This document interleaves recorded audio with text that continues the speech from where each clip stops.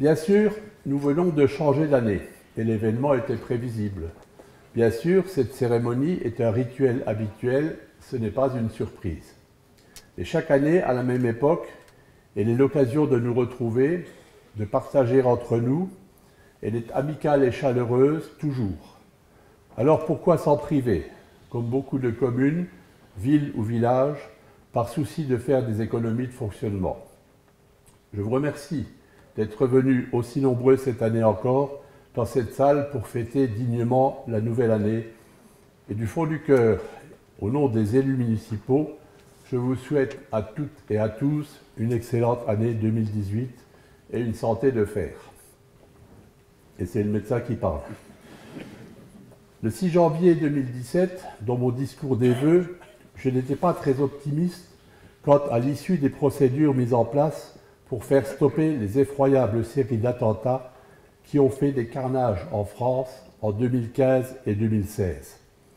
Eh bien, ma perplexité a été mise en défaut, car depuis le début de l'année 2017, 12 projets d'attentats ont été déjoués en France.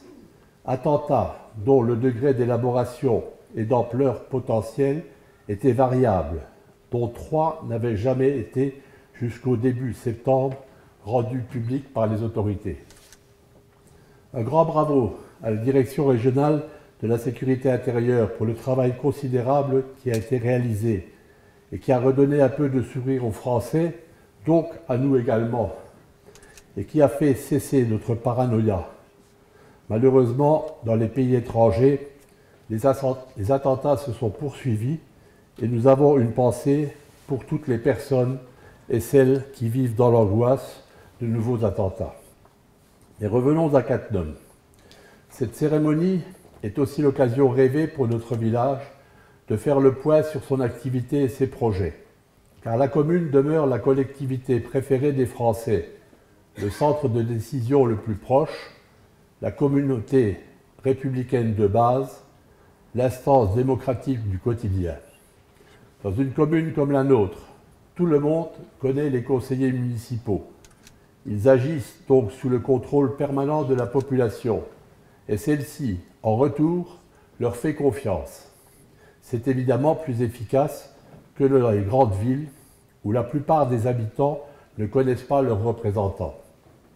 Et dire que certains responsables politiques veulent supprimer cette cellule de base qu'est la commune. Je vais donc me contenter de vous rappeler ce que vous savez déjà, pour certains et pour la plupart. Malgré la baisse de notre population, au total 2779 habitants au 1er janvier 2018 contre 2792 au 1er janvier 2015, la commune a maintenu son dynamisme. Les grands axes de nos actions en 2017 se déclinent en 3 thèmes principaux. Les investissements, travaux et matériels. Le budget primitif de 2017 prévoyait un total de dépenses d'équipement de 1 700 000 €. Les plus gros postes concernent l'électrification de la chapelle, les menuiseries de l'ossuaire, la récupération des eaux pluviales de la chapelle, le columbarium au cimetière et l'accès aux personnes à mobilité réduite en créant un chemin pavé entre les tombes. Le remplacement des huisseries extérieures de la gendarmerie, le remplacement des huisseries extérieures du presbytère et celle du centre socio-culturel Yves Dutel.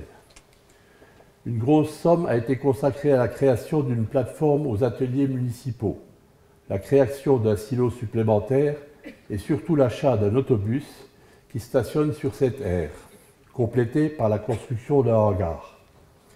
La participation du syndicat de curage aux travaux de restauration et de renaturation du Tenschenbach, remise à ciel ouvert du cours d'eau, plantation d'arbres et d'arbustes afin de donner une identité paysagère au cours d'eau. Le remplacement des têtes de candélabres a été poursuivi en y insérant des ampoules à LED dans un souci d'économie. Pour les mêmes raisons, l'éclairage du casino a été remplacé par des spots à LED et des plaques détériorées du plafond ont été changées. Le tout a été effectué par notre personnel communal.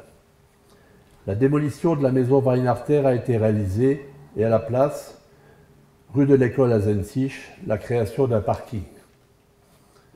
L'aménagement de l'aire de jeu pour enfants et la rénovation de la pelouse ont été réalisés à la cité EDF et la restructuration de l'aire de jeu des tanneurs a débuté. Les travaux dans les bâtiments scolaires ont été poursuivis avec la réalisation de faux plafonds à l'école Pompidou, le remplacement de l'éclairage, toujours réalisé par notre personnel communal, les peintures au premier étage, des travaux de menuiserie. À l'école Victor Hugo, la peinture du couloir et du préau, le remplacement de la clôture et du portail. Cette énumération est loin d'être exhaustive, mais ce serait trop long de rentrer dans le détail. Merci à mon adjoint, M. Éric Thiel, et à mon directeur des services techniques, M. Christophe Gall, d'avoir initié et suivi ces travaux. Le deuxième grand volet de nos actions 2017 regroupe la sécurité, la circulation et les bâtiments, les relations avec les chasseurs et les agriculteurs et la gestion de la forêt. Bernard Dorchy, qui a remplacé notre regretté Jean-Pierre Minadesi, a pris, lorsqu'il a été élu adjoint au maire, ces sujets à bras-le-corps. Dans le domaine de la sécurité, une réunion mensuelle restreinte examine tous les problèmes qui sont débattus lors de la réunion trimestrielle avec le maire. Ont été décidés la modification du trajet de la ligne 37 à Cattenom-Luçange, à Zensich également, avec le déplacement d'un abribus. Par ailleurs, la Commission a beaucoup travaillé sur la redéfinition des zones de circulation à 30 km/h, 50 km/h et 70 km/h dans notre village, afin d'améliorer la sécurité des différents utilisateurs des rues. Pour obtenir ce résultat, il faudrait aussi pouvoir compter sur la civilité des gens et une prise de conscience collective. Bernard Dorchy a également eu beaucoup de contacts avec les présidents des associations de chasse, ce qui a permis de mieux appréhender leur activité et d'améliorer les relations avec les agriculteurs. Le domaine très important de la sécurité a été largement abordé et une nouvelle signalétique ainsi que des flyers ont été créés dans la forêt de Cattenom, en période de chasse. Dans le domaine des bâtiments, la sécurité n'a pas été oubliée, avec le début de la mise en place de signalétiques pour les personnes à mobilité réduite. Toujours dans le domaine de la sécurité, des arbres en fin de vie ont été abattus, rue des Marronniers, aux grandes dames des riverains qui n'avaient pas compris que c'était une nécessité. Ceux de la rue du Stade suivront. Dans un cadre plus général, il faut citer la mutualisation des compétences des régies de Bassam et Cattenom avec celle d'Enès à Gondange, qui permettra l'amélioration des offres de télévision, l'entretien et la modernisation des réseaux, afin de poursuivre le déploiement parfaitement maîtrisé du très haut débit à 100 mégas et des bouquets TV diversifiés, en attente du 200 mégas, voire plus. L'organisation d'un festival Helios Gaming au gymnase de Cattenom, qui a rassemblé 100 gamers. La poursuite des actions du Conseil local des jeunes, dont nous avons ici des représentants. Deuxième mandat, avec le travail des différentes commissions, qui s'est concrétisé par la mise en place d'une boîte à livres, une signalétique sur les parkings et devant les écoles, l'organisation d'un café-débat sur la participation des jeunes dans nos communes, et surtout la participation aux Jeux intervillages et organisation bien sûr par la commune de Cattenom en juin dernier, avec la victoire de 4 atomiques sur les équipes de Thionville, Lutz et Illange. L'organisation d'un marché des vendredis, d'abord sur la place Saint-Vincent-de-Paul, puis sur le parking Pompidou. Ce marché n'a pas connu la fréquentation espérée, compte tenu du prix un peu élevé des produits vendus. M. Éric Thiel va s'attacher à le redynamiser.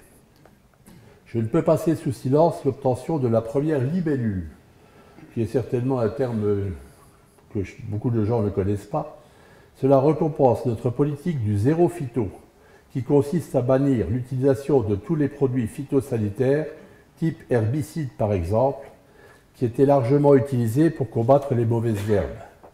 Et cela ne facilite pas le travail de nos ouvriers communaux qui sont obligés de travailler mécaniquement. Et je m'en arrêterai là pour 2017. Comme vous le savez également, malgré la crise, les restrictions budgétaires et la baisse des dotations de l'État, nous allons poursuivre notre travail au service de nos contemporains. Dans le domaine des investissements, la Commission des finances, présidée par Bernard Zeller, va se réunir le 10 janvier prochain à faire le choix qui avait été proposé dans notre plan pluriannuel d'investissement. Et comme chaque année, des coupes sombres seront effectuées dans le budget investissement, d'autant plus que les travaux de toiture et de charpente de l'église, qui n'étaient pas prévus dans les années à venir, amputeront le budget de 300 000 €. Dans les travaux déjà arrêtés figure la construction de la chaudière biomasse, qui permettra d'alimenter des bâtiments communaux, des particuliers de Cattenom et peut-être des bâtiments de la communauté de communes de Cattenom et du conseil départemental. La requalification de la RD1 dans la traversée de Zensich, financée par la communauté de communes de Cattenom et en partie par la commune pour l'éclairage public. Seulement une petite partie et une grande partie pour la CCE. Merci, Michel Paquet. Parce que si les travaux qui vont être réalisés à Zensich, rue du Luxembourg, sont aussi réussis que dans la traversée de Cattenom, eh bien, je crois que les riverains et ceux qui empruntent ces rues seront vraiment très satisfaits.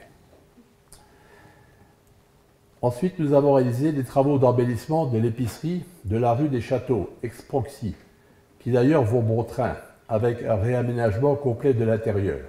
Cette épicerie sera gérée en régie par la commune de Cattenom, qui conservera 2 emplois. Nous espérons ouvrir mi-février 2018. Et puis les travaux d'embellissement et de mise en conformité du café de la rue des Châteaux, que nous avons acheté, et qui vont démarrer prochainement. Ce café sera tenu par un gérant. Parmi les nouveautés pour 2018, figure l'organisation d'une course à pied par l'association Renin Énergie, en partenariat avec la commune de Cattenom. Cette course traversera Cattenom, Zensich et longera le site de la centrale nucléaire. Et bien sûr, nous allons poursuivre en 2018 l'aménagement de la ZAC des Danubiens. L'achat de terrain par la SAFER, Société d'aménagement foncier et d'établissement rural, est entré dans sa phase active, avec les contacts des propriétaires. La modification du PLU et le dossier de DUP, déclaration d'utilité publique, sont menés en parallèle. Si tout se déroule normalement, les terrains seront disponibles à la fin de 2019. Par ailleurs, en 2018 et 2019 seront des années sans élection. On ne pourra donc pas nous taxer d'électoralisme si nous sortons de nouveaux projets dans les cartons. Et nous en avons déjà plein la tête. Je ne voudrais pas terminer cette intervention sans parler de la construction tant attendue depuis 45 ans d'un nouveau pont sur la Moselle par le conseil départemental, qui sera inauguré, je l'espère, en octobre 2019. La commune de Cattenom participe financièrement pour 75 000 € pour la réalisation d'une voie piétonne. Participe également la commune de Königsmacker pour 75 000 € pour cette voie piétonne et les 2 communautés de communes, l'Arc-Mosellan et la CCCE, à hauteur de 175 000 € pour les pistes cyclables. Donc 500 000 € de participation pour un montant total de travaux de 12 millions d'euros. Quel bonheur de penser qu'il n'y aura plus d'interminables files d'attente au feu rouge aux heures de pointe. Je suis rentré de Hutz tout à l'heure, il y avait des voitures jusqu'à la fin, depuis la fin de Cattenom. Il faut avoir de la patience. Je ne veux pas prolonger outre mesure cette déjà très longue intervention. De toute façon, je ne pourrai pas tout dire dans un seul discours. La vie de notre village est trop riche en événements, en projets, en animations diverses. Je voudrais simplement ne pas oublier de remercier toutes celles et tous ceux qui œuvrent à cette vitalité exemplaire, car sans eux, rien ne serait possible. Je suis parfaitement conscient que nous ne vivons pas dans un monde de bisounours. Certains d'entre nous et des proches connaissent des difficultés, une maladie, un deuil, le chômage, la solitude. Et malgré cela, je me sens chargé aujourd'hui de vous adresser, au nom de l'ensemble du conseil municipal, un message de fraternité, de chaleur humaine et d'espoir, ainsi que nos vœux les plus sincères de bonne année 2018. Une très bonne année 2018 à tous et merci de votre attention.